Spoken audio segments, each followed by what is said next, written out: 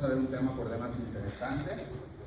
Es igual que el Chagas, es un tema muy frecuente, pero que los médicos no lo saben manejar.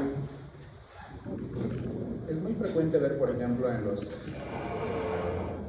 las valoraciones cardiovasculares, que te pidan valoración cardiovascular en un paciente con Chagas en etapa aguda. ¿Usted cree que es posible eso? ¿Crees? ¿Qué opinas, José? Que te pidan valoración. Tú eres la cardióloga y te dicen, mira, es un Chagas en etapa aguda. No, porque todavía no está, pero o sea, Claro, en etapas agudas no vas a ver nada, ¿no? Lo único que tienes que hacer es pedir métodos directos, diagnosticarlo y tratarlo, ¿no? No tienes que pedir valoración cardiovascular. Alguien que hace eso, y es muy frecuente, ¿saben? Pediatras, neonatólogos, o sea, ven Chagas y piden valoración por cardio. Es más, le piden un ecocardiograma. Entonces ustedes dicen, es alguien que no tiene idea de lo que es el Chagas, ¿verdad? la semana anterior. La semana anterior en la consulta, ¿cierto? Pasa mucho, y muchos de ustedes van a hacer lo mismo. Algunos, no todos obviamente, porque hay algunos que sí se han estudiado y sí han dado un examen, pero algunos no tienen ni idea del Chagas. Tratamiento del Chagas, propanolol, amiodarona. O sea, realmente es como para sacarse un huevo. O sea, ¿cómo van a colocar amiodarona, propanolol, propafenona, corticoide lo han puesto como tratamiento del Chagas? Adenosina, no. Realmente andan algunos, pero mal. No sé cómo verga han llegado a este semestre, literal. No sé, o sea, no tengo idea. Pues hemos repetido aquí hasta el cansancio Chagas. Y que pongan amiodarona como tratamiento del Chagas es... No, o sea, si yo fuera, no sé, director de esta universidad, yo los voto. O sea, no pueden. O sea, les regreso a semestres anteriores. No tienen idea de la medicina y van a salir médicos. Hay gente realmente que anda muy, pero muy mal. Lo triste es que igual van a aprobar, ¿no? Eso es lo triste. Igual aprueban. Porque les dan 3 puntos de la feria, la práctica 10-10-10. Igual aprueban. Eso es lo triste, pero bueno. Cada quien se forma como quiere y como puede. Ya luego en el internado se van a arrepentir. O cuando sean médicos, cuando llegue un paciente con Chagas y no sepan qué hacer, de puta madre, que presten un poco más de atención. Este tema es igual interesante, es muy frecuente. De hecho, antes era muy frecuente. Antes de que aparezcan los antibióticos, esta patología era demasiado frecuente. Gracias al uso indiscriminado de los antibióticos, esta patología disminuyó bastante, pero bastante, ¿no? Para hablar de esta patología tenemos que hablar un poquito de los...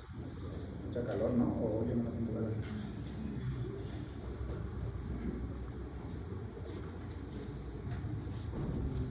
Para hablar de esta patología tenemos que hablar un poquito de bacterias.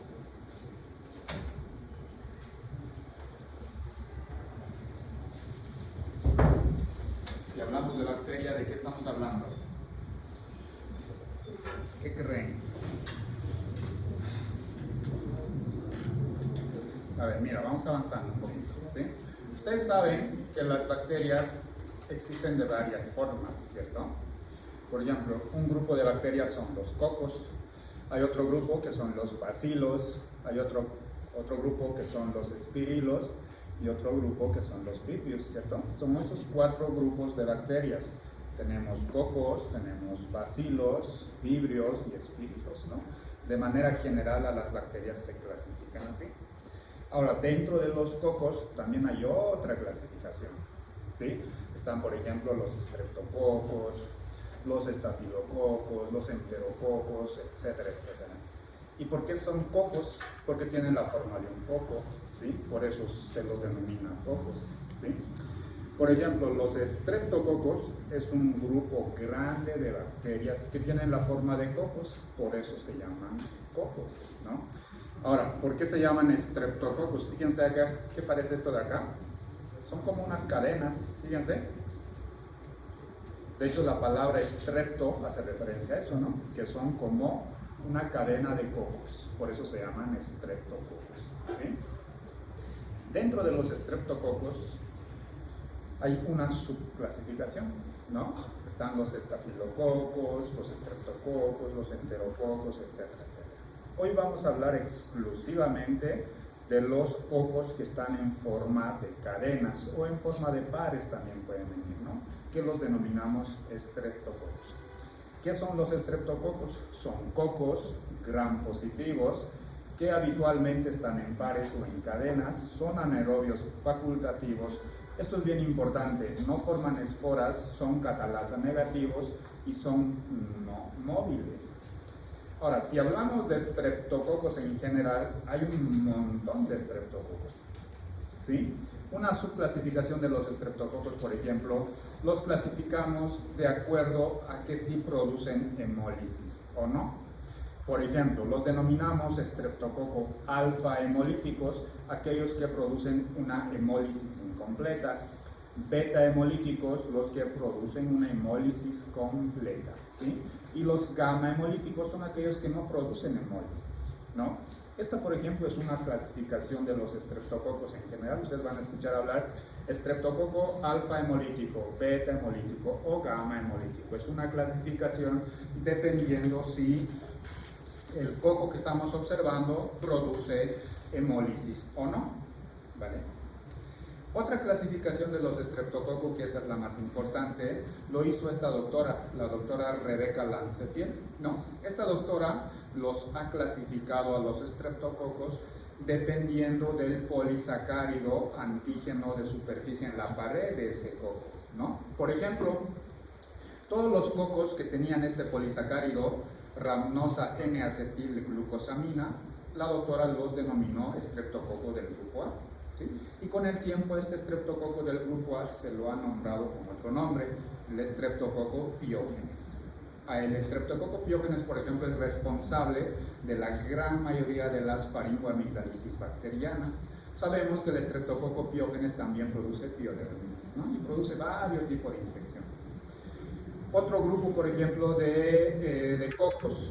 Todos los cocos que tenían este polisacárido, rhamnosa glucosamina, la doctora los denominó estreptococo del grupo B. Con el tiempo adquirió el nombre de estreptococo agalactiae. El estreptococo del grupo B, por ejemplo, es un germen muy frecuente en las infecciones en los recién nacidos. La gran mayoría de los neonatos tienen infecciones por esta bacteria, ¿sí? El estreptococo del grupo B. ¿Por qué? Porque afecta al bebé, ¿no? Es como un acrónimo para nunca olvidarse, ¿sí? Y así podemos seguir. Hay estreptococos del grupo A, del grupo B, del grupo C, del grupo D. Todos los que tenían, por ejemplo, este polisacárido, rhamnosa galactosamina, la doctora los denominó estreptococo del grupo G. Todos los que tenían ácido glicerol teicoico los denominó estreptococo del grupo D. Por ejemplo, el estreptococo del grupo D se le denomina el estreptococo viridans actualmente y causa muy frecuente de endocarditis, por ejemplo. El estreptococo del grupo D causa muy frecuentemente endocarditis, es decir, una infección a nivel del corazón, ¿sí? Entonces, fíjense cómo esta doctora, dependiendo qué polisacárido predominaba en la pared de ese coco, los fue denominando. Estreptococo del grupo A, del grupo B, del grupo C, del grupo D, del grupo G, así hasta el grupo V, ¿vale? Pero hay unos grupos que la doctora no los pudo tipificar y entonces a eso los puso como estreptococo no tipificable. Y este estreptococo no tipificable es el famoso neumococo. El neumococo hace desastre en el ser humano, causa meningitis, encefalitis, neumonía, pericarditis, endocarditis, etcétera, etcétera. El neumococo es una de las bacterias más mortales a nivel mundial. Es tan mortal que existe vacuna actualmente contra el neumococo, contra algunas cepas que son muy, pero muy agresivas, ¿no? Entonces, esta clasificación es vital para el tema que nosotros vamos a llevar, ¿sí? Entonces, como ustedes pueden ver, dentro de los cocos están los estreptococos y dentro de los estreptococos hay varias clasificaciones. Y esta doctora, la doctora Rebecca Lancefield, los clasificó en grupo A, grupo B, grupo C, grupo D, dependiendo qué polisacárido predominaba en la pared de ese coco, ¿sí? Vamos a hablar en esta ocasión exclusivamente del estreptococo del grupo A, del estreptococo piógenes. Les decía que el estreptococo piógenes es causa muy, pero muy frecuente, demasiado frecuente, ¿de qué? Impétigo, celulitis, erisipela, escarlatina, todo tipo de infección, especialmente de faringoamigdalitis bacteriana. Acá tenemos que recordar que las faringoamigdalitis, la principal causa es viral, ¿sí? 85% de las faringoamigdalitis en general, en cualquier edad, son virales, apenas un 10% son bacterianas. Y dentro de las bacterianas, el estreptococo del grupo A, es decir, el estreptococo piógenes, causa faringoamigdalitis. ¿Por qué? Porque un 15% de 10 acá o de 100 que estamos acá, 15 tenemos de manera normal al estreptococo del grupo A en la faringe o en la piel. Todos somos portadores, ¿no?, de esta bacteria, ¿sí? En la faringe o en la piel. Si sales no vuelves, ¿eh?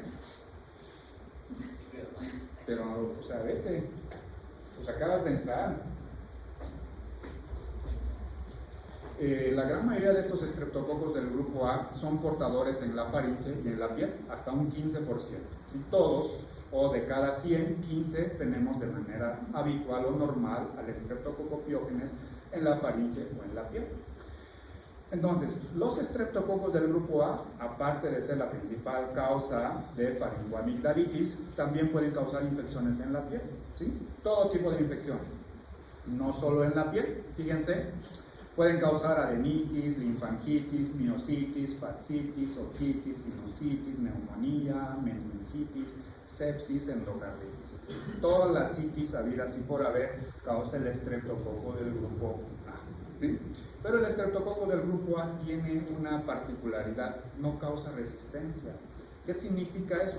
Que con cualquier medicamento que tenga actividad contra el estreptococo del grupo A, lo puede eliminar, ¿sí? Ahora, el estreptococo del grupo A, si bien causa estas infecciones, también puede producir complicaciones. Dentro de las complicaciones tenemos las complicaciones supurativas, es decir, te puede causar un absceso periamigdalino, absceso retrofaringio, adenitis cervical, pero también te produce complicaciones no supurativas, la escarlatina, la fiebre reumática y la glomerulonefritis postestreptocócica. ¿Qué es lo que vamos a ver hoy? Fiebre reumática, lo que tiene que ver con cardiología, ¿no? Como una simple infección por una bacteria que no es de las más resistentes, de hecho el estreptococo del grupo A no causa resistencia, de hecho el tratamiento ideal para el estreptococo del grupo A es la penicilina. El estreptococo piógenes no causa resistencia. Con una penicilina nosotros eliminamos al estreptococo del grupo A, ¿sí? Una particularidad del estreptococo del grupo A es que no causa resistencia. Y segundo, que nos puede causar, ¿qué? Fiebre reumática. Y eso es lo que vamos a ver hoy. ¿Qué es la fiebre reumática? ¿Cuáles son los criterios diagnósticos? ¿Cómo se trata? ¿Criterios mayores, criterios menores y todo lo demás, ¿sí? Antes fiebre reumática era muy frecuente, pero gracias al uso indiscriminado de antibióticos, como que se fue erradicando al estreptococo piógenes, y actualmente ver fiebre reumática es muy poco frecuente. Es tan frecuente que los médicos se han olvidado de pensar en fiebre reumática. Hay un dicho que dice que el médico solo diagnostica lo que sabe, lo que no sabe no lo diagnostica, ¿no? Entonces, como ya no se ve mucho fiebre reumática, ya no lo estudian, y como no lo estudian, ya no se piensa en fiebre reumática. ¿Todavía sigue existiendo fiebre reumática? Sí, obviamente en menor cantidad que hace muchos años, ¿sí? Entonces, ¿qué es la fiebre reumática? Es una enfermedad postinfecciosa al estreptococo del grupo A nivel de la faringe. Esa es la definición de fiebre reumática. Si yo les pregunto en el examen, ¿qué es la fiebre reumática? La respuesta tiene que ser así bien concreta. Enfermedad postinfecciosa. No te dice enfermedad infecciosa, te dice postinfecciosa al estreptococo del grupo A nivel de la faringe. Ojo, a nivel de la faringe, hay que leerlo muy bien. Enfermedad postinfecciosa, estreptococo del grupo A nivel de la faringe, ¿sí? Porque una infección por el estreptococo del grupo A nivel de la piel normalmente no causa fiebre reumática. Por eso dice acá, esta palabra es clave. Enfermedad postinfecciosa, estreptococo del grupo A nivel de la faringe, ¿sí? La fiebre reumática, 75%, se ha evidenciado una infección respiratoria alta previa, secundario a un estreptococo del grupo A. La edad de la fiebre reumática es muy importante. Sabemos que la faringoamigdalitis es más frecuente en la población pediátrica, ¿no? Entonces, mientras más frecuente sea una infección respiratoria alta por el estreptococo del grupo A, más frecuente que los pacientes tengan fiebre reumática. Y acá dice, antibióticos para infecciones respiratorias altas por estreptococo del grupo A ha disminuido la fiebre reumática. ¿Sí? Sabemos que las infecciones virales o las faringoamigdalitis, la gran mayoría son virales, pero algunos médicos no lo saben diferenciar y dan antibiótico a todos. Gracias a ese uso indiscriminado de antibióticos, la fiebre reumática actualmente está desapareciendo.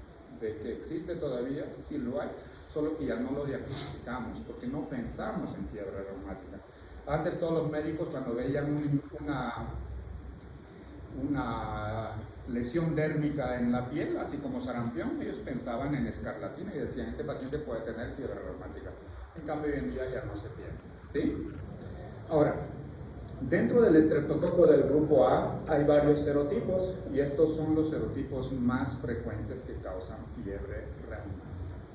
Otro dato bien importante acá, te dice, la enfermedad por el estreptococo del grupo A que produce piodermitis, es decir, cuando el estreptococo del grupo A ingresa al cuerpo a través de la piel, no produce fiebre reumática, es lo que les decía, ¿no? La fiebre reumática es una enfermedad postinfecciosa a estreptococo del grupo A nivel de la faringe, no a nivel de la piel, porque las infecciones, cuando ustedes lean o cuando vean la parte de nefrología, ahí van a llevar lo que es glomerulonefritis, porque el estreptococo del grupo A también causa glomerulonefritis. De hecho, acá están las complicaciones. Complicaciones no supurativas del estreptococo piógenes, glomerulonefritis postestreptocócica. Ahora, acá dice bien claro, cuando el estreptococo del grupo A ingresa a través de la piel, no produce fiebre reumática, pero produce glomerulonefritis postestreptocócica.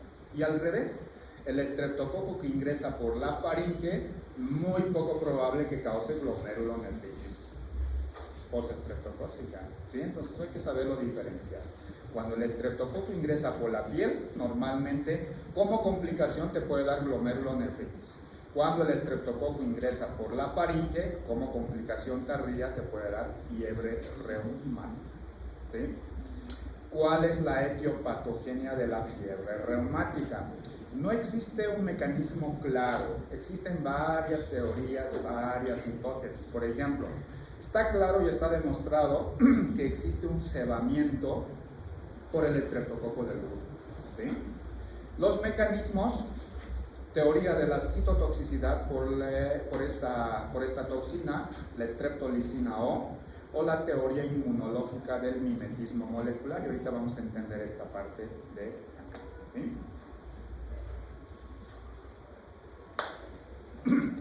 Fíjense acá, te dice que el mecanismo claro no existe, pero te habla de algo que se llama cebamiento en inmunología. ¿Me han llevado inmuno todavía? ¿Qué es cebamiento? A ver, cebamiento en inmunología. ¿Cómo podemos definir cebamiento? Porque te dice acá, cebamiento antes de la fiebre reumática. Más fuerte. Otra cosa que dice acá. Entonces, primero, el estreptococo del grupo A lo que causa es cebamiento. Pero también te dice que el estreptococo del grupo C y el estreptococo del grupo G también pueden producir cebamiento, es decir, que estos también pueden producir fiebre reumática, ¿sí? Vamos a explicar un poquito acá de qué es el cebamiento y cómo la teoría inmunológica del mimetismo molecular entre la proteína M y la membrana capsular de la bacteria pueden causar fiebre reumática. ¿Cuál puede ser la etiopatogenia? Lo primero, siempre un huésped susceptible. ¿Qué significa eso? Que si de acá todos tenemos a la bacteria, solo algunas personas van a desarrollar fiebre reumática, las personas que tienen susceptibilidad a desarrollar fiebre reumática. Entonces siempre empezamos por un huésped susceptible, ¿sí? Alguien que tenga predisposición genética a tener fiebre reumática. Entonces, lo primero que aparece es el cebamiento. Cebamiento se refiere cuando una persona por primera vez entra en exposición con una bacteria. Entonces, ¿qué hace el sistema inmunológico? Crea anticuerpos para defenderse de esa bacteria, ¿no? Eso es cebamiento. Cebamiento se refiere cuando el sistema inmunológico entra en contacto con algún cuerpo extraño, y lo que hace el sistema inmune desencadena una respuesta inmunitaria, ¿no? Para contrarrestar esa infección. Eso es el cebamiento, ¿sí? Entonces, lo primero para la fiebre reumática, tener un huésped susceptible. En este huésped susceptible, en cualquier momento va a tener una infección por el estreptococo del grupo A. ¿Por qué? Porque existimos portadores de manera normal. De hecho, con el beso se pueden transmitir estas bacterias. Y este huésped susceptible lo que va a desencadenar es el cebamiento cuando entre en contacto con el estreptococo del grupo A, ¿no? Entonces, cebamiento es eso. Es una respuesta inmunológica del sistema inmune, desencadena una respuesta inmunitaria para contrarrestar, ¿no? En este proceso se crean células. Es cuando las células presentadoras de antígeno lo presentan a los linfocitos T, y los linfocitos T lo que crean es mayor producción de anticuerpos, ¿no? Entonces, cuando una persona entra en contacto por primera vez con el estreptococo del grupo A, lo que se produce es cebamiento. Ahora, esta misma persona va a volver a entrar en contacto por segunda vez con la misma bacteria, con el estreptococo del grupo A. Y acá lo que va a producir es algo que se llama mimetismo molecular. ¿Y qué es mimetismo molecular? Acá está. Mecanismo por el cual un agente infeccioso, es decir, una bacteria o un virus, produce proteínas que se parecen a las moléculas propias del huésped, ¿no? Confundiendo al sistema inmunológico. Lo que hace el sistema inmunológico es atacar a nuestras propias partes del cuerpo. Eso hace lo que hace la bacteria. El estreptococo del grupo A lo que hace, produce proteínas que se parecen a moléculas que tenemos nosotros de manera normal en el cuerpo. Entonces, el estreptococo del grupo A lo que hace, producir moléculas que están, por ejemplo, en el corazón, que están en el músculo, que están en la piel y que están en el tejido nervioso central. De hecho, por eso tienen todas las complicaciones que vamos a ver adelante. Entonces, ya cuando el cuerpo, esta persona que es susceptible a tener fiebre reumática, entra en contacto por segunda o por tercera vez con el estreptococo del grupo A, entonces se va a producir el mimetismo molecular, y esto activa la activación de linfocitos T y linfocitos B. Y estos linfocitos T y B lo que van a ir a atacar a partes normales del cuerpo, van a atacar al corazón, al músculo, a la miocina, al tejido cerebral, etcétera, etcétera. Y eso es lo que produce la fiebre reumática, ¿sí? Pero esta es fiebre reumática en etapa aguda. Y la fiebre reumática a repetición lo que nos da es cardiopatía reumática. ¿Sí? Una cosa es fiebre reumática aguda, en etapa aguda, y esta fiebre reumática a repetición, por eso dice acá, episodios recurrentes de fiebre reumática aguda nos lleva a cardiopatía reumática. ¿Y qué es una cardiopatía reumática? Destrucción valvular, ¿sí?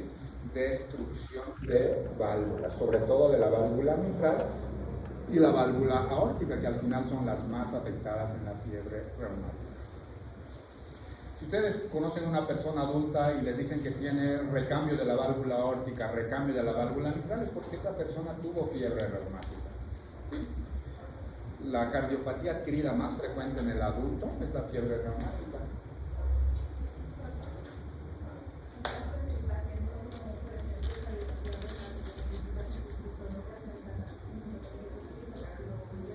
Más fuerte, a ver, está bien tu pregunta.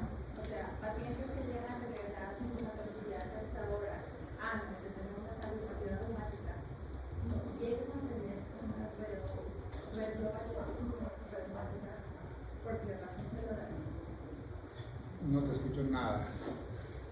O sea, simplificando, tienen toda la sintomatología. Cuando me dices toda la sintomatología, ¿qué te refieres? A la infección, a lo que es la fiebre. O sea, una infección acá a nivel de la faringe, ¿me dices? ¿Una amigdalitis o...? No, toda la sintomatología. ¿Y cuál es toda la sintomatología?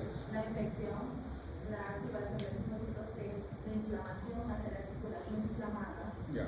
pero no llegan a tener la cardiopatía reumática. Todo eso ahorita vamos a verlo. Hay personas que solo pueden tener cardiopatía reumática, hay personas que solo tienen la coria de Sydenham, hay personas que solo tienen las articulaciones afectadas. O sea, no todo se puede afectar, y ahorita justo lo vamos a ver. Vamos a ver, por ejemplo, qué personas tienen más carditis, qué personas más tienen coria, todo eso lo vamos a ver. ¿Sí? Ahorita lo vamos a ver. O sea, no todos desencadenan lo mismo. Tú puedes tener una infección, primero, tú puedes tener predisposición a tener fiebre reumática. Entras en contacto con el estreptococo, con el grupo A, y entras en contacto de manera recurrente, como acá, episodios recurrentes. Pero no siempre puedes tener cardiopatía reumática. Puedes tener coria de Sydenham a repetición, o puedes tener afectación a nivel de la piel, etcétera, etcétera. Solo determinadas personas tienen mayor predisposición a tener cardiopatía reumática, no todos. Obviamente la complicación más frecuente, como vamos a ver más adelante, es la cardiopatía reumática. La coria de Sydenham, por ejemplo, siempre revierte y no deja secuelas. La afectación muscular siempre revierte, la afectación articular siempre revierte. El único que deja secuelas es la cardiopatía reumática. Y no todos hacen cardiopatía reumática. Y eso lo vamos a ver. ¿Sí? A ver si más, cuando ya estamos terminando el tema, me preguntas lo mismo y a ver si se ha entendido. ¿Sí? Está interesante tu pregunta. ¿Sí? Entonces, esta es más o menos la patogenia de la fiebre reumática. ¿Sí? Como un huésped susceptible entra en contacto por primera vez con el estreptococo del grupo A, se produce el mimetismo molecular y ya tiene el paciente fiebre reumática aguda. Ahora, si este paciente tiene episodios recurrentes de fiebre reumática aguda, al final va a tener una cardiopatía reumática.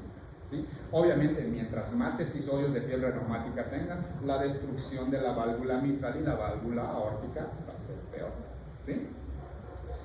Esta proteína M del estreptococo del grupo A, esta proteína M tiene una estructura muy similar a las proteínas que hay en el miocardio, sobre todo en las válvulas, en la miocina o en el tejido cerebral. ¿Sí? Entonces, cuando el sistema inmunológico ataca al miocardio, vamos a tener miocarditis. Cuando afecta a la válvula, cardiopatía reumática. Cuando afecta a la miocina, artritis. Y cuando afecta a nivel del tejido cerebral, vamos a tener la coria de Sydenham. ¿Sí? Entonces, esta proteína M es la principal responsable del desencadenante de la fiebre reumática como tal. ¿Sí? Ahora, cuando nosotros hablamos de infección del estreptococo del grupo A,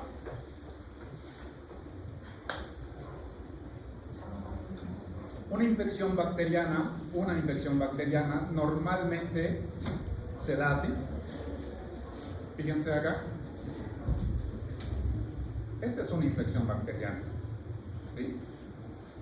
Las infecciones virales normalmente no producen placas blancas y no producen secreción. En cambio, fíjense acá, unas placas blancas. Esta foto está mejor.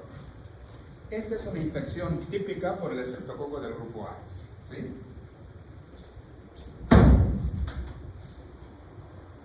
Así se ven las infecciones por el estreptococo del grupo A.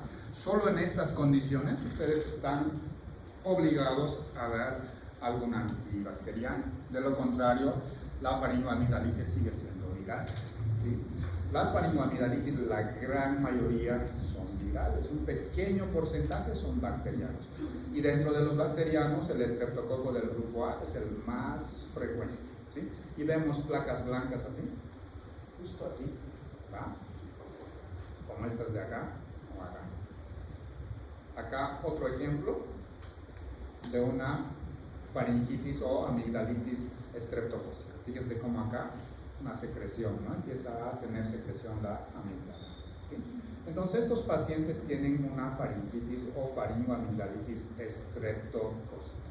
Si no hay placas blancas, no hay secreción purulenta, esa no es una faringoamigdalitis bacteriana. Sigue siendo una faringoamigdalitis viral. ¿Sí? Lo que les decía, que antes la fiebre reumática era muy frecuente, tan frecuente como 282 por cada 100.000 habitantes. Por ejemplo, acá en Cochabamba somos aproximadamente en la ciudad 2 millones. Si es 282 por 100.000 habitantes, ¿cuántos pacientes con fiebre reumática? Es un montón, ¿no? Todo esto fue bajando gracias a ¿qué? Mejores condiciones de vida, mejor disponibilidad médica. Y actualmente la gran mayoría de la población tiene acceso al seguro médico, van al seguro médico y porque lo requiere o porque no lo requiere les dan antibióticos. Y gracias al uso indiscriminado de antibióticos, entonces la incidencia de fiebre reumática bajó pero abismalmente. ¿Sí? Ahora, les decía que una persona tiene que tener predisposición genética. No todos acá los que tengamos una infección por fiebre o por el estreptococo del grupo A, vamos a tener fiebre reumática. ¿Sí? Tenemos que tener predisposición genética. Esto ya está totalmente demostrado, ¿no? Se ha demostrado en los gemelos, por ejemplo. Es más frecuente en los gemelos. Si un gemelo tiene fiebre reumática, el otro gemelo, si tiene infección por el estreptococo del grupo A, va a tener fiebre reumática. ¿Sí? Totalmente demostrado. La edad más frecuente entre los 5 y 15 años. ¿Sí? Por eso que los pediatras son los que más ven fiebre reumática. Pero ¿quiénes ven más cardiopatía reumática? Los cardiólogos de adultos, ¿no? La fiebre reumática en la población pediátrica, entre los 5 y 15 años. Vamos a ver qué criterios tenemos que utilizar para el diagnóstico de fiebre reumática. Ahora, el antecedente previo de fiebre reumática en algún familiar también es una condicionante muy importante, ¿sí? La predisposición genética. Los que no tienen este antígeno leucocitario humano también tienen mayor predisposición a tener fiebre reumática. Incrementa la susceptibilidad a tener fiebre reumática. El componente genético, como en todas las enfermedades, juega un rol bien importante. Acá es lo mismo. Una persona que no tiene predisposición a tener fiebre reumática puede tener la cantidad de veces que sean necesarias infecciones por el estreptococo del grupo A y nunca va a tener fiebre reumática. Tienen que tener una predisposición genética. ¿Sí? Ahora, ¿cómo hacemos el diagnóstico de fiebre reumática? Para eso tenemos los criterios de Jones, que no se han modificado desde hace muchos años. ¿Sí?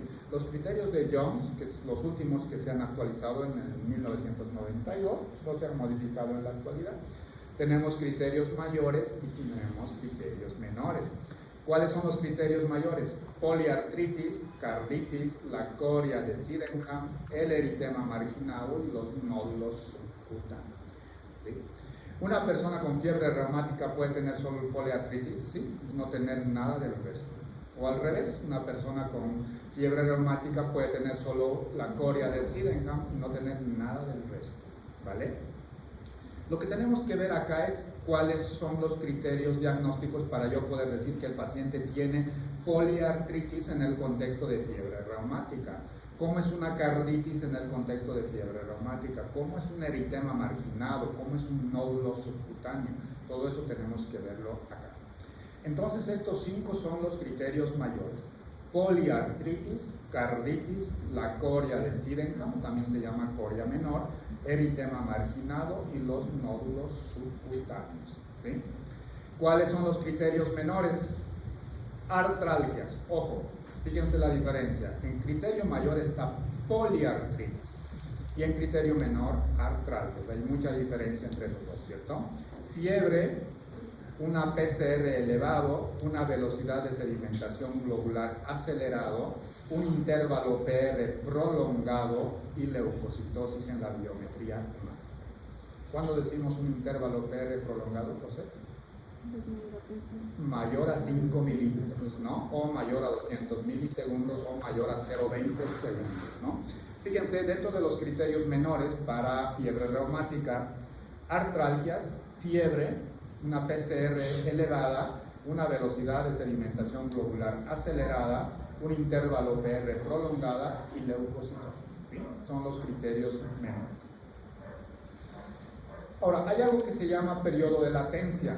Periodo de latencia lo denominamos en fiebre reumática entre el inicio de la faringitis estreptocócica y la aparición de síntomas de fiebre reumática. Y esto varía, puede ser tan corto como 10 días o tan prolongado como 5 semanas, con una media de más o menos 19 días.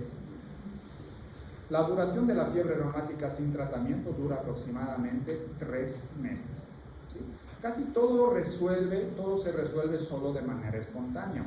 El único que no resuelve y se va agravando cada vez más con cada infección del estreptococo del grupo A es la cardiopatía reumática. El resto normalmente resuelve. ¿Sí? Aparte de los criterios mayores y criterios menores, nosotros tenemos que tener evidencia de que el paciente realmente estuvo infectado con el estreptococo del grupo A. Entonces podemos pedir cultivo faríngeo, podemos hacer antígeno faríngeo o los anticuerpos antiestreptocócicos elevados. El ASTO, ¿no? Anticuerpo antiestreptomicina, ¿vale? Con cualquiera de estos nosotros tenemos que poner en evidencia de que el paciente realmente estuvo infectado con el estreptococo del grupo A. Vamos con los criterios mayores. ¿Cómo es una poliartritis en la fiebre reumática? Sabemos que poliartritis podemos tener la artritis de la artritis reumatoidea, la artritis del lupus, la artritis reactiva juvenil, etcétera, etcétera. Hay un montón de enfermedades autoinmunes que atacan a las articulaciones. ¿Sí? ¿Cómo es un paciente que tiene poliartritis en el contexto de fiebre reumática? 75% afecta a grandes articulaciones, rodillas, tobillos, codos y muñecas, grandes articulaciones. Produce inflamación con mucho, pero mucho dolor. Es migratorio, días, semanas y normalmente es autolimitado. ¿Sí? Un día te duele la articulación del codo, mañana te duelen las articulaciones de la rodilla, etcétera, etcétera. ¿Sí? Es no deformante, es decir, no deja secuelas. Si bien en ese momento, en la etapa aguda de la poliartritis, la articulación se ve inflamada, eritematosa, pero no deja secuelas. Ya cuando resuelve todo, no deja secuelas.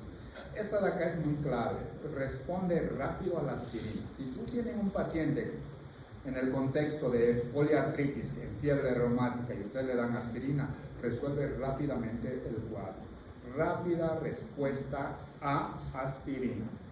Normalmente es la primera manifestación con frecuencia de la fiebre reumática, y acá te dice que tiene una relación inversa con la carditis en cuanto a la gravedad. ¿Sí? La poliartritis no es grave, si bien en la etapa aguda produce mucha inflamación, mucho dolor, pero no deja secuelas. En cambio la carditis deja muchas, pero muchas secuelas.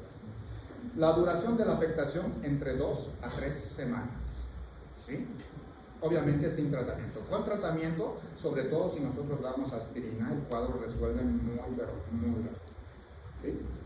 Estos son algunos criterios de cuándo nosotros denominar poliartritis en un paciente en el que estamos sospechando fiebre reumática. Afectación de grandes articulaciones, inflamación con mucho, pero mucho dolor, es migratorio, rápida respuesta a la aspirina, es no deformante, con frecuencia es la primera manifestación de la fiebre reumática y tiene una relación inversa con la carditis en cuanto a la gravedad. La carditis es muy grave, en cambio la poliartritis no. Si bien es muy dolorosa, muy inflamada, todo, pero no deja secuelas. ¿Y cuánto tiempo dura? Entre 2 a 3 semanas. Obviamente con tratamiento esto disminuye mucho más. ¿Bien? La carditis aparece en las primeras 3 semanas. ¿Sí? 50-60% de los pacientes con fiebre reumática suelen tener carditis, como la mitad. La mitad de los pacientes pueden tener afectación cardíaca en la fiebre reumática y te dice que es la más grave, ¿no? Sobre todo si es recurrente, ¿vale? Porque esta sí deja secuelas, no como el resto de las manifestaciones. La poliartritis, por ejemplo, ya vimos que no deja secuelas, todo resuelve y regresa a la normalidad una vez que pasa el cuadro. En la carditis el paciente puede tener pancarditis, de leve al fulminante. Cuando decimos pancarditis hacemos referencia a la afectación de las 3 capas del corazón, el endocardio, el miocardio y el pericardio. Es decir, va a tener endocarditis, miocarditis y pericarditis. ¿Cuáles son las válvulas más afectadas? Sobre todo la mitral. Es la primera válvula que es muy, pero muy afectada. En segundo, en orden de frecuencia, la aórtica. ¿Sí? La válvula tricúspide y la válvula pulmonar es muy raro, pero muy raro que se encuentren afectadas. ¿Sí? Demasiado raro. La más frecuente, la mitral, seguido de la aórtica. La aórtica es raro. Más raro aún, la tricúspide y peor aún, la pulmonar. ¿Sí? Si pensamos en fiebre reumática o en carditis, en el contexto de fiebre reumática, tenemos que pensar en la mitral y en la aórtica. ¿Sí? De hecho, acá dice el daño tricúspide y pulmonar secundario a las valvulopatías del corazón izquierdo. Normalmente cuando se ve afectado la tricúspide y la pulmonar, normalmente no es secundario de manera directa a la fiebre reumática, sino como complicación de una afectación de la válvula mitral y aórtica. Fíjense cómo la fiebre reumática produce destrucción de la válvula. La válvula mitral tiene dos valvas, la valva anterior y la valva posterior. ¿Sí? Fíjense cómo acá la fiebre reumática empieza a crear destrucción de esta válvula. Acá está más bonita, fíjense. Esta es la válvula mitral visto de la aurícula, ¿no? Esta es la valva anterior y la valva posterior. Fíjense cómo las valvas quedan totalmente deformadas. El sistema inmunológico lo que hizo fue atacar a las válvulas y los ha deformado, ¿no? Fíjense acá como la válvula mitral, fíjense, todo esto es la válvula mitral, todo esto de acá es la válvula mitral, pero esta válvula ha sido tan dañada que quedó como una sola válvula y acá quedó un solo hoyo. ¿Sí? Este paciente, por ejemplo, requiere recambio de la válvula mitral.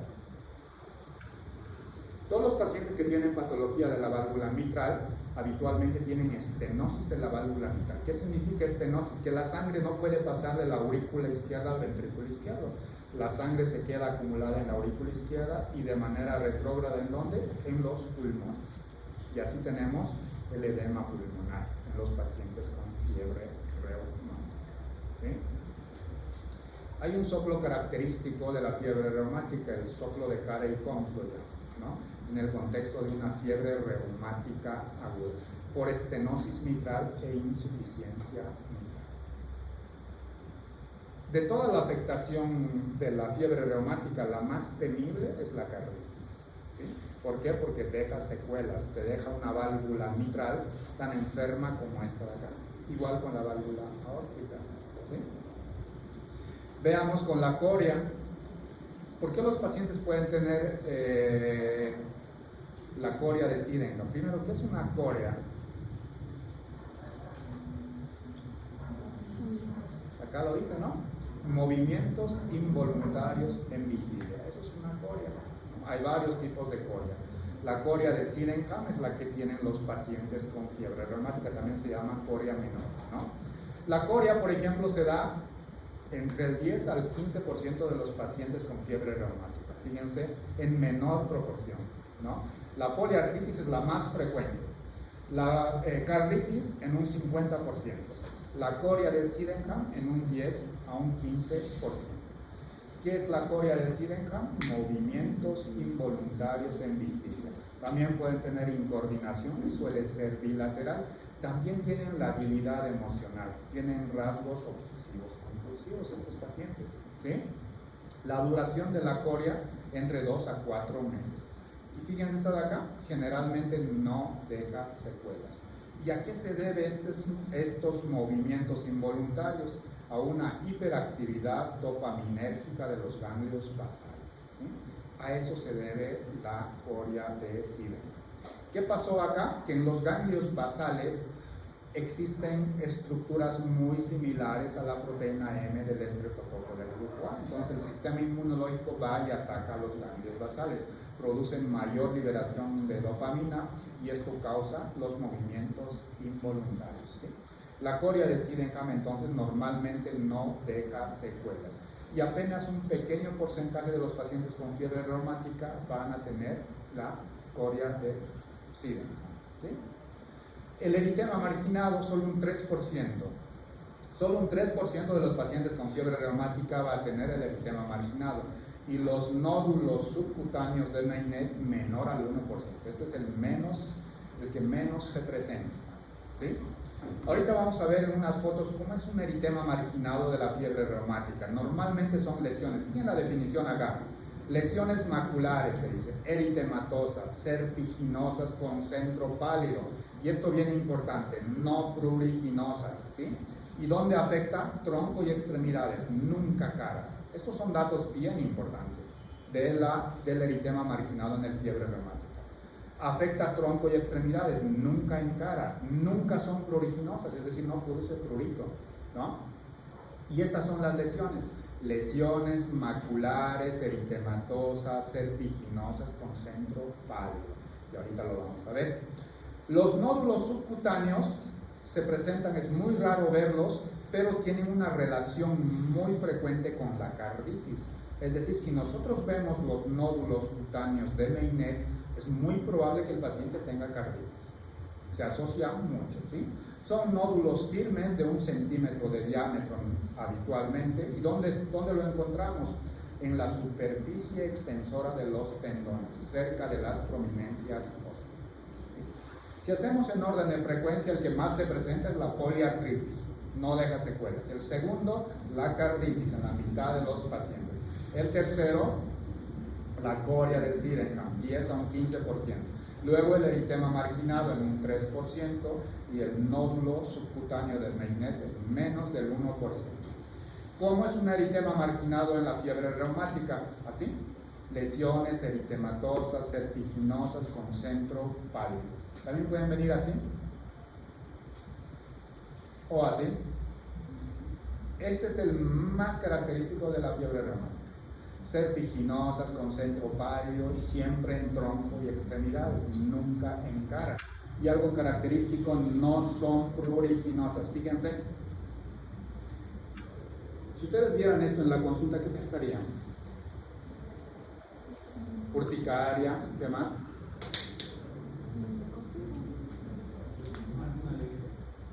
¿Alguna alergia? ¿Una picadura? ¿Qué más pensarían? Tiña. O sea, pensarían en todo, pero no pensarían en fiebre reumática, yo se los aseguro. A partir de ahora tienen que pensar, tener como, por lo menos como diagnósticos diferenciales. Fíjense cómo se ve.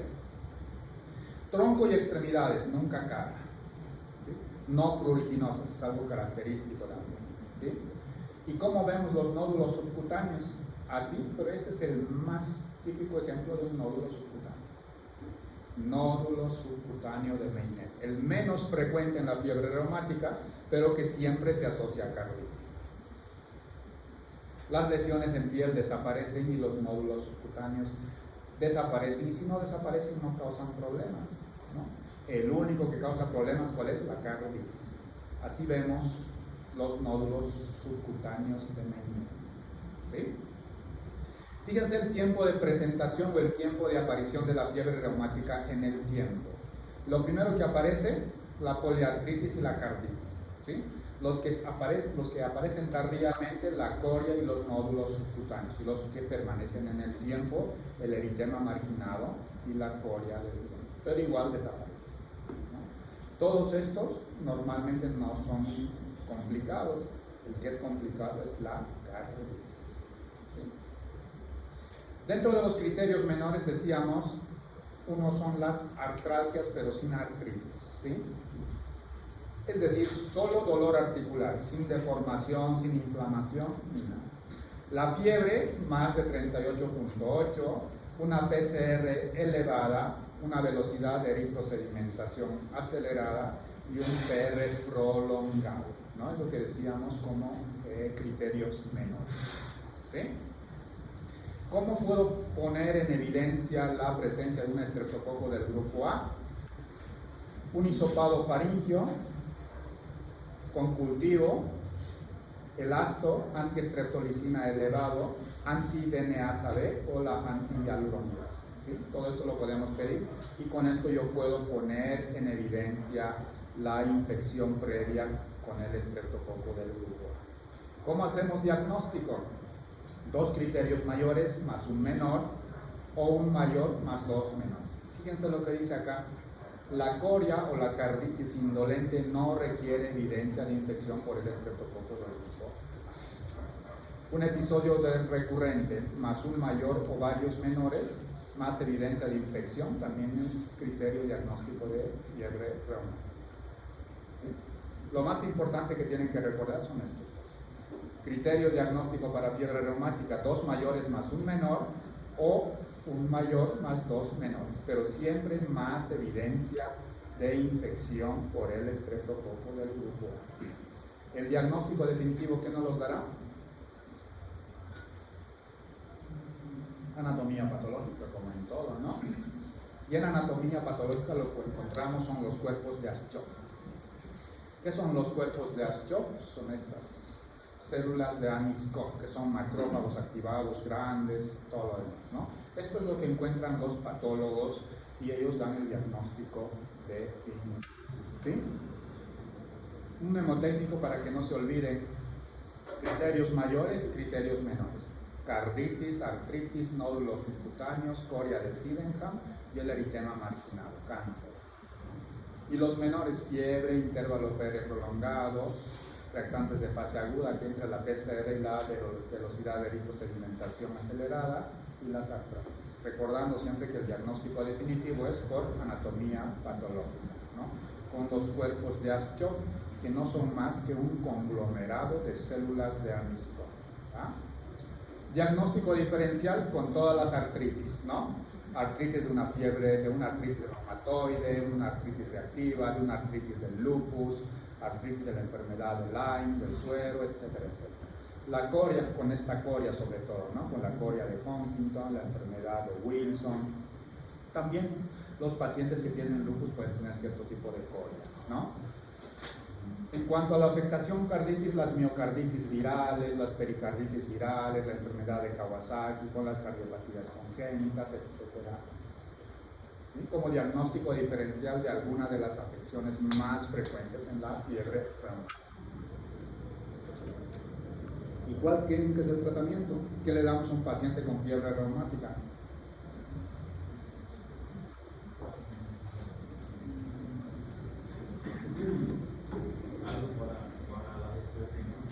Algo para bajar la respuesta inmunológica. ¿Qué sería?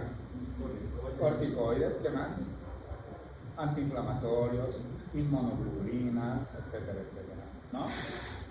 El tratamiento de una fiebre reumática, lo primero, reposo. ¿Por qué?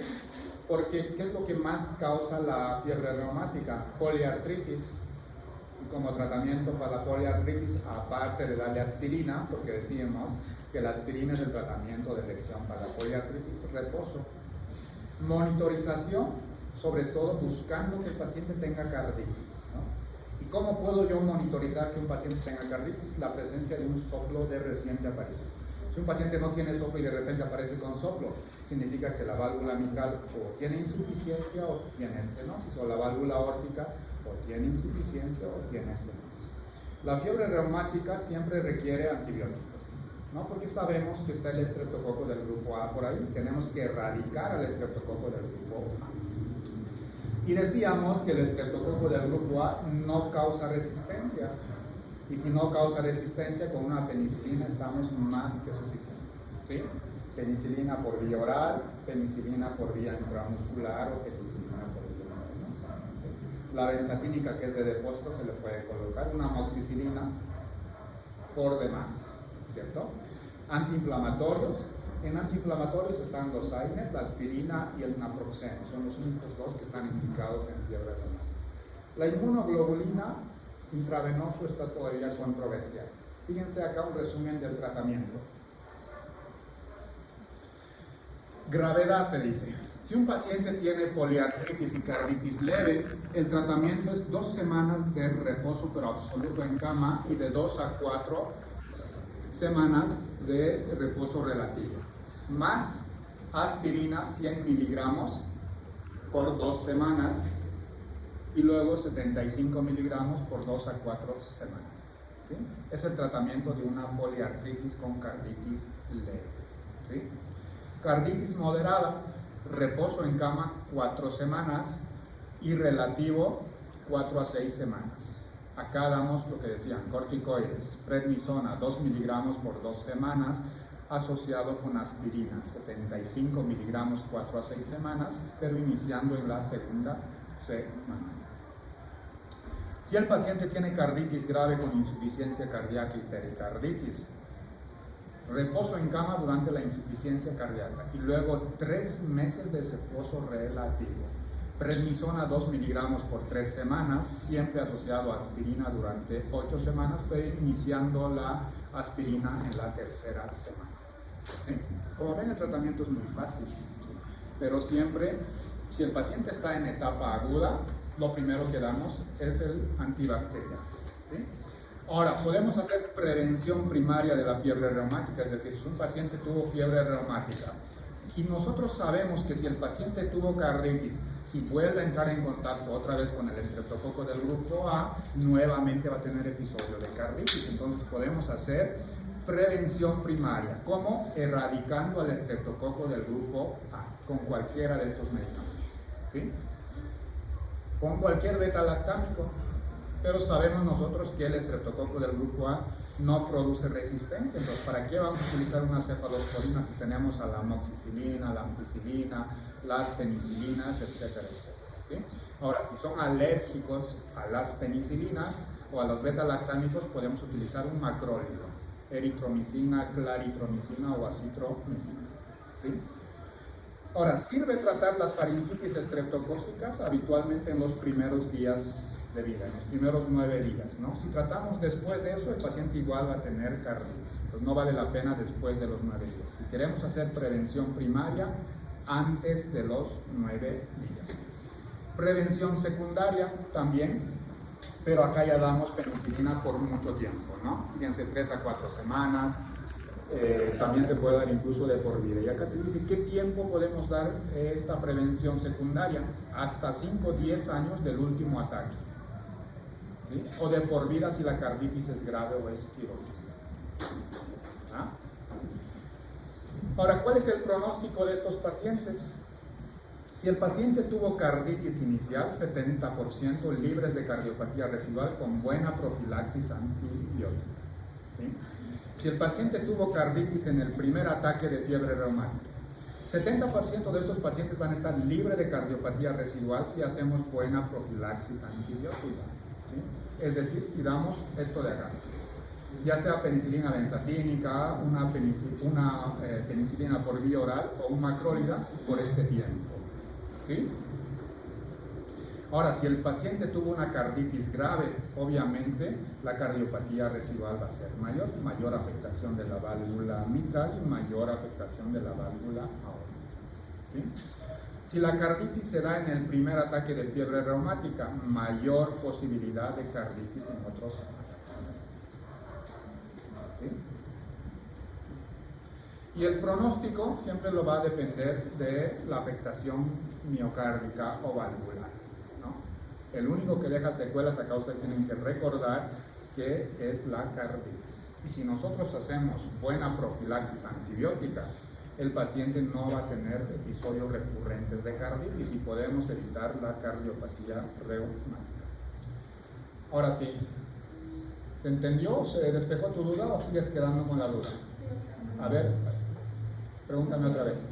Porque hay pacientes que tuvieron el tratamiento de esterismo con los antibióticos relacionados a lo que se protocolo y las vías, pero aún tuvieron resistencia a esos antibióticos. Resistencia. Tolerancia, resistencia. No. No lograron contemplar el porcentaje de resistencia, bueno, el tratamiento a esos antibióticos. Ahí, por ejemplo, algo ya está mal. Primero que nada, el estreptococo del grupo A no produce resistencia. En ningún lado del mundo, en lo absoluto, no hay resistencia al estreptococo del grupo A. Ahora, lo que puede estar pasando, fíjate acá.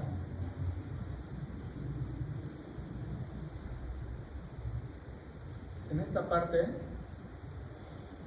que yo les comentaba, es la capacidad de introducir la acetoteína, ¿no? No es de resistencia, es la proteína que va a producir, que ahí el sistema inmune va a confundir con las células. Sí, mira, ese punto, por ejemplo, es vital lo que él está comentando. No es que la bacteria va y causa destrucción de la válvula, no, sino es el sistema inmunológico que está confundiendo. En vez de atacar al estreptococo del grupo A, está atacando a las válvulas. Ahora, lo que tal vez puede estar pasando, porque el estreptococo del grupo A no produce resistencia en cualquier parte del mundo. Pero fíjate acá lo que dice. El estreptococo del grupo C y el estreptococo del grupo G también producen cebamiento.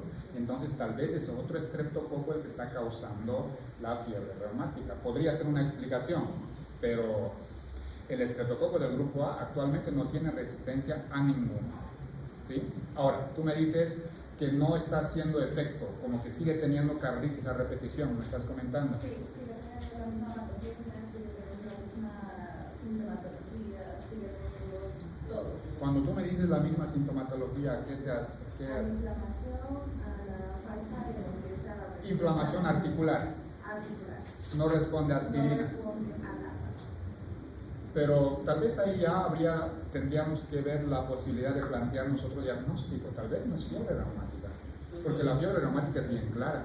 Entonces no es los sistemas inmunes que están produciendo esa inflamación, porque la bacteria no está muy ahí, pero el sistema ya está como ya está Claro, como ahí, está por ejemplo, está produciendo. si no responde a lo que nosotros estamos diciendo, habría que replantear el diagnóstico. No siempre puede ser fiebre reumática, puede ser otro tipo de artritis, ¿no? Y coincidir con una afectación valvular, sí, pues, obviamente puede ser otro, ¿no? Porque la fiebre reumática es típica, es muy típica, responde rápida a la aspirina y no deja secuelas, y no hay resistencia al estreptococo del grupo A ningún estreptococo, solo los estreptococos no tipificables son los que tienen mucha resistencia, y esos en teoría no producen fiebre reumática. El neumococo, por ejemplo, que hace desastres, tiene mucha, pero mucha resistencia. Pero entre comillas, esa bacteria no causa fiebre reumática. O es otro estreptococo que está causando, que es muy poco probable, o se tendría que replantear el diagnóstico de fiebre reumática. Tal vez no es fiebre reumática, tal vez es una poliartritis de todo lo que vimos acá como diagnósticos diferenciales. Acá. Tendríamos que ver. Fíjate, diagnósticos diferenciales de la artritis, de la carditis, de la corea, ¿no?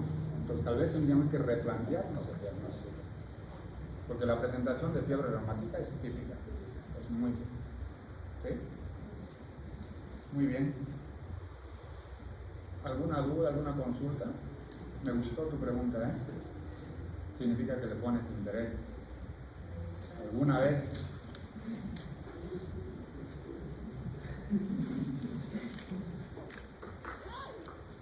Entonces, a partir de hoy, piensen más en fiebre reumática. Hay fiebre reumática, solo que ya no lo pensamos como antes. Los únicos que diagnostican fiebre reumática son los abuelitos, los médicos que ya están muy mayores. Ellos, porque lo han visto mucho en la universidad, para ellos fiebre reumática era como, no sé, como ver algo muy frecuente. Porque ellos lo veían todo el tiempo y ellos todavía piensan en fiebre reumática. En cambio, los médicos más jóvenes no lo piensan porque ya no hay mucho. ¿Sí? Muy bien.